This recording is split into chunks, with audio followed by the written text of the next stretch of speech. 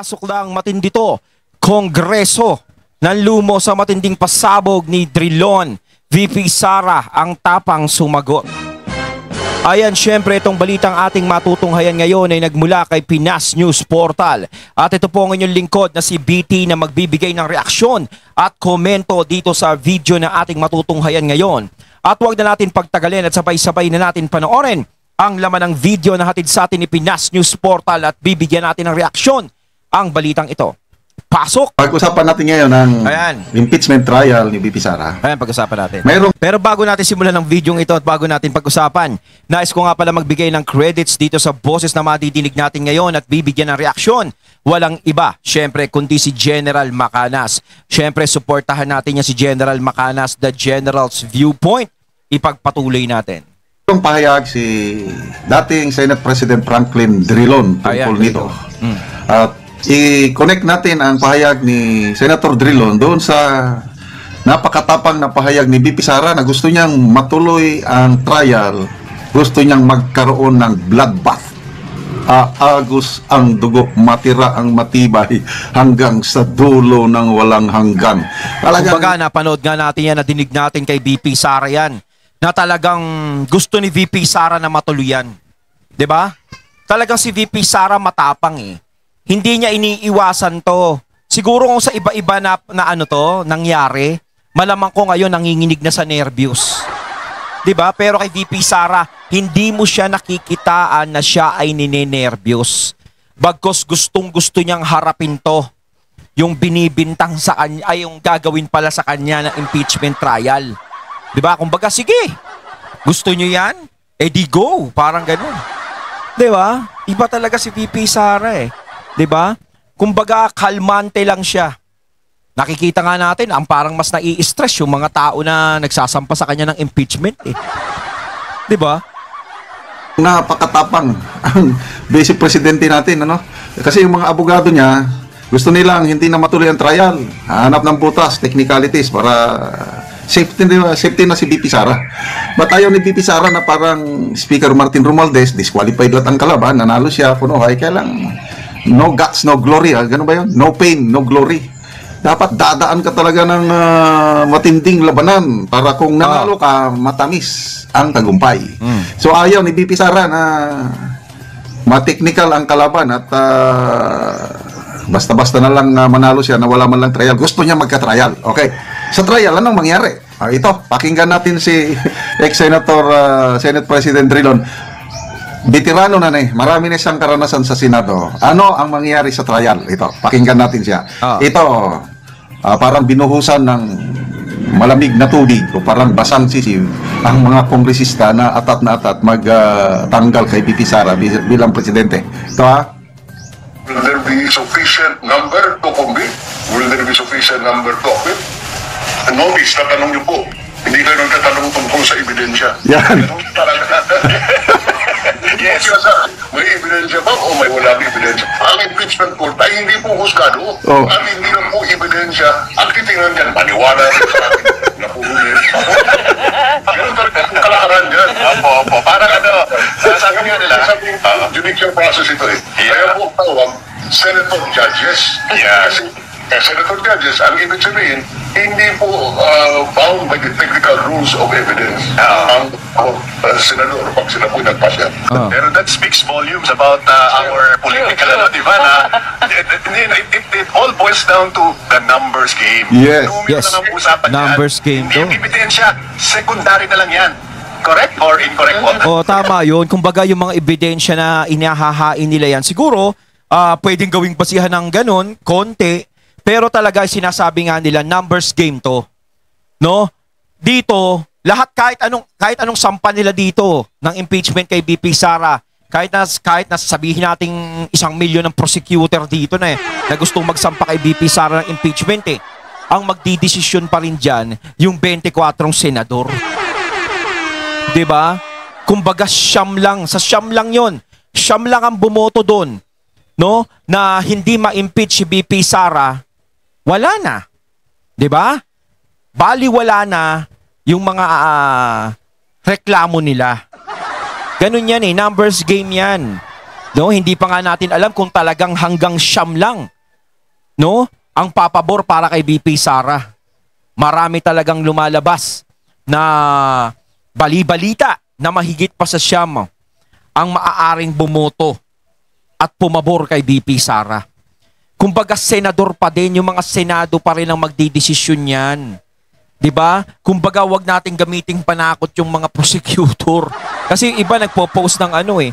Oh, eto mga prosecutor, ganto sa impeachment trial ni Sara Duterte, ganto, ganyan. Ang dapat na inaano nyo dyan, kung sino yung mga senador na boboto sa kay VP Sara na pababain siya. Yun.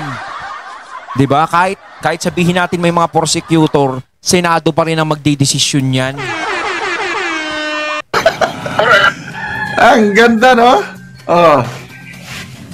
Ex-Senate President na yan. Veterano. Kaya, itong si VP Sara, maro. Alam niya yung numbers game eh.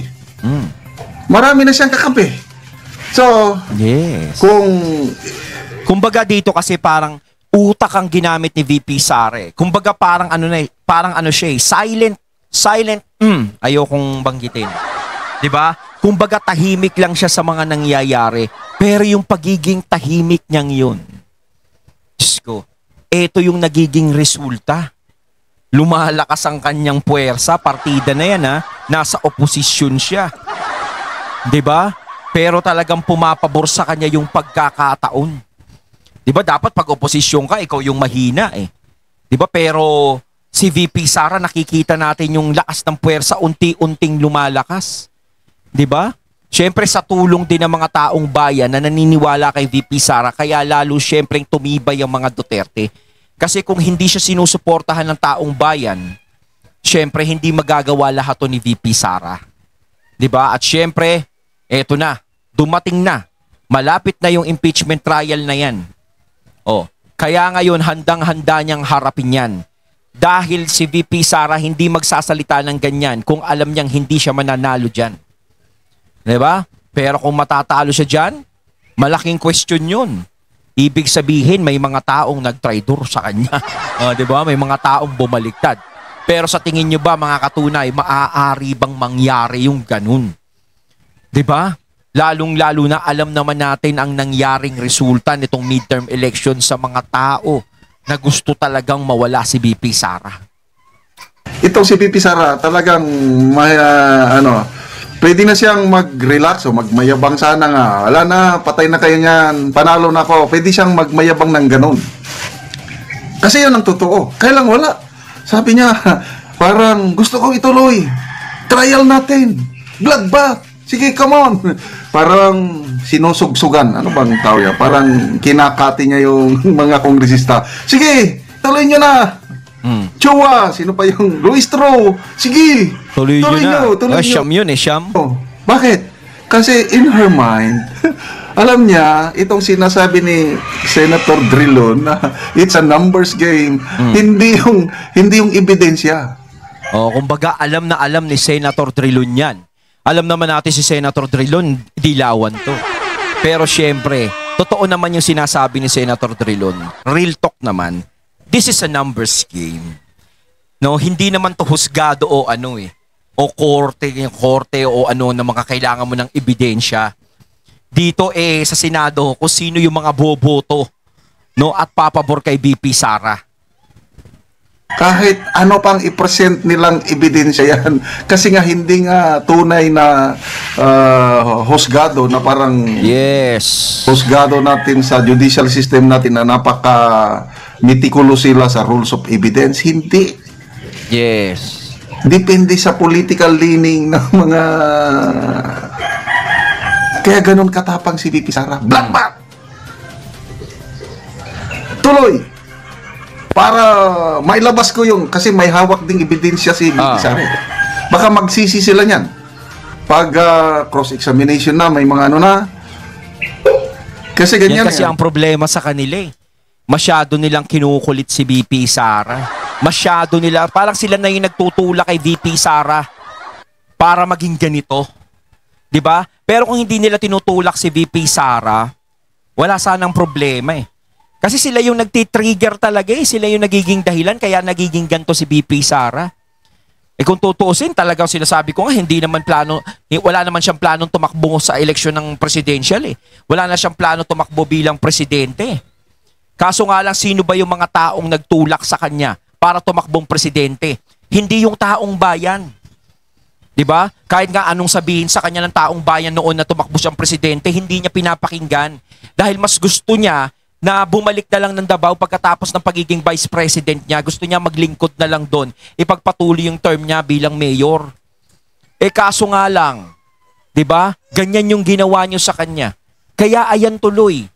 Kaya sinasabi ko hindi taong bayan na nagtulak sa kanya para tumakbo siyang presidente sa 2028. Kayo mismo na mga nanggigipit sa kanila ang nagtulak sa kanya para tumakbo siya bilang presidente sa 2028. Yung nag-akusa, mag-present ng ebidensya. Ang inaakusan, mag-present din siya. May kanya-kanyang mga testigo niyan. Ay, talaga, nakikita ko na nga, bloodbath. Magkakahiyaan yan. I tell you. So, it's a numbers game. Mga political analysts, ang dami nang nagsasabi na yun na, Senate President. Wala na, delikado na si Senator Escudero. Aminado naman si Senator Escudero na ang kanyang kapalaran bilang Senate President nagdepende na sa majority sa 20th Congress. Oh, sino magiging majority? Wala. Binilang ko na yung talagang administration senators. The most, 7. Escudero, Lacson, Escudero, magkapatid na Lacson, and then magkapatid na Tulfo pala.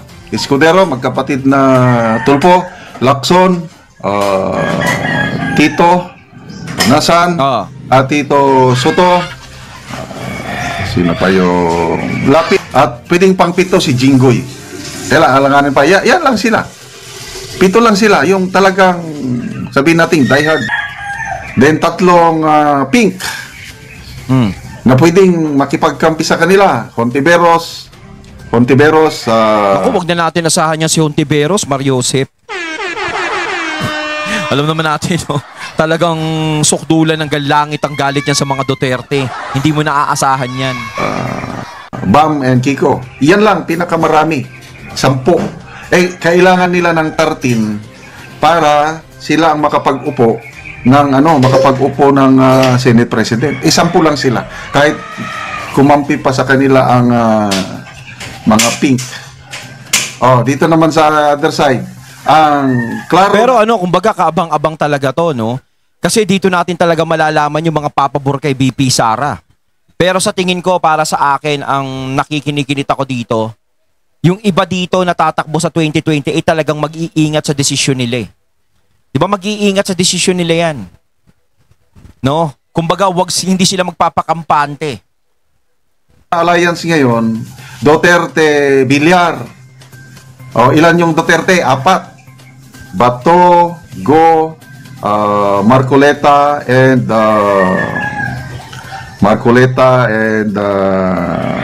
sino na tong isa? Robin Padilla, 4 na yan. Duterte yan, die hard. Villar, ang Villar, 5. 2 magkapatid na Cayetano, magkapatid na Villar. Cayetano, Villar. Ay, 5. Sure na yan. Magsasama. Villar. Yung mga nakapasok na yun ngayong midterm election, sure na yun. Wala nang problema doon.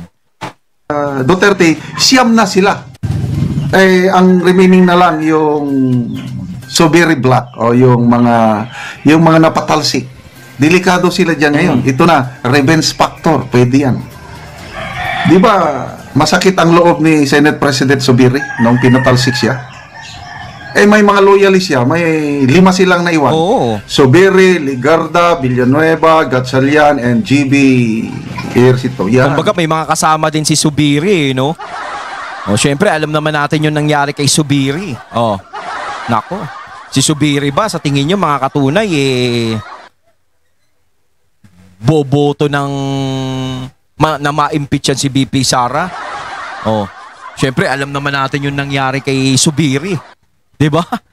Siyempre, kumbaga, sariwa pa sa kanya yung nangyayari. Siyempre, napatalsik siya ng ganun-ganun lang. 'Di ba? Dahil dyan sa People's Initiative na yan, hinisimula yun eh. 'Di ba? Siyempre, pero kahit papaano, mga katunay, tayo, wag natin pangunahan ng sitwasyon. Pero ako sa tingin ko, si VP Sara, malakas ang pakiramdam ko na mawawala ng kwenta yung impeachment na yan. Kayo mga katunay, nararamdaman nyo ba? Ito ngayon ang labanan. Kung itong grupo ni Subiri, pag kumampi yan sa Duterte Villar, patay na sila. 14 na sila. So, numbers game. Numbers You game see? talaga. Kaya matapang si VP Sara. Siya ang mag-uupo ng Senate President. Ang nakikita kong Senate... Kung tutuusin kasi, dun sa 10 na yun, yung sinasabi nga na na maaari na hindi pumanig kay VP Sara, tingin ko meron pa din dyan napapanig. Tingin ko may nararamdaman ako dyan. Siyempre, lalong-lalo na malapit na yung eleksyon sa 2028 eh. Yung mga tao na gustong mag-ingat sa mga reputasyon nila, 'di ba? Gagawin nila 'yan. No, lalong-lalo na si VP Sara, hindi naman basta-bastang tao 'yan. No, hindi basta-basta. Kumbaga, iingatan nila yung profesyon nila niyan. Iingatan nila yung tingin ng mga tao sa kanila. President, pwede ito si Marcoleta, pwede si Subiri, o baka maingganyo pa nila, ma-attract nila si Soto. Kung ma-attract nila si Soto, Lacson, magkasama palagi yan, sasama sa grupo ni Sara. Ako sa tingin ko, si Tito Sen, nasa balance ito eh. Si Senator Ping nga parang naririnig ko na parang gusto niya itigil nyo na yung impeachment eh. Mas maganda isipin na lang yung isipin na lang kung ano yung ikauunlad ng bansa natin eh. Hindi na pagkaabalahan yung impeachment na yan. Kung tutusin, wala namang nang mangyayari dyan eh. May mangyayari ba pag na-impeach si VP Sara? Malaki ba maitutulong sa mga tao niyan? Wala namang maitutulong sa mga tao yan eh. 'Di ba? Pag na-impeach siya, yayaman ba bansa natin kapag na-impeach si VP Sara? Hindi. Ang matutuwa lang diyan kapag na-impeach si VP Sara, yung mga taong gustong tumakbo sa 2028. Yung mga tao na alam nilang hindi mananalo kay VP Sara sa 2028 bilang presidente. Syempre, pag nawala na si VP Sara, na-impeach yan, hindi na makakatakbong presidente yan. So, sino ngayon ang tatakbo? Yung nangangarap ngayon. Alam nyo naman mga katunay, bahala na kayong mag-isip kung sino yun. Tagumpay yun para sa kanya. So, kanino yung interest na yun? Sa sariling interest lang yun. Kapag na-impeach si VP Sara, hindi yun sa interest ng nakakarami. Patay na sila. Pwedeng maging Senate President si Soto. Kailan, dito siya kampi sa opposition group ni VP Sara. Kaya napakatapang ng VP Sara na, let's go with the trial, bloodbath! Kaya nga ako sinasabi ko Tito Sen tsaka si Senator Ping Lacson, hindi yan nanalo dahil alyansa yang mga yan. Nanalo yan si Ping Lacson tsaka si Tito Sen dahil yang mga yan, kilala na talaga yan. No? Kumbaga, kabisado na ng mga tao galawan yan. 'Di ba? Kaya nanalo, hindi sila na ipanalo bilang alyansa. Kaya yung dalawang yan is makakapagdesisyon yan ng sarili nila. 'Di ba? Lalong-lalo na tumakbo yung dalawa, 'di ba? Isang presidente, isang vice president. Sila nga kinaya nila nang sila lang. 'Di ba?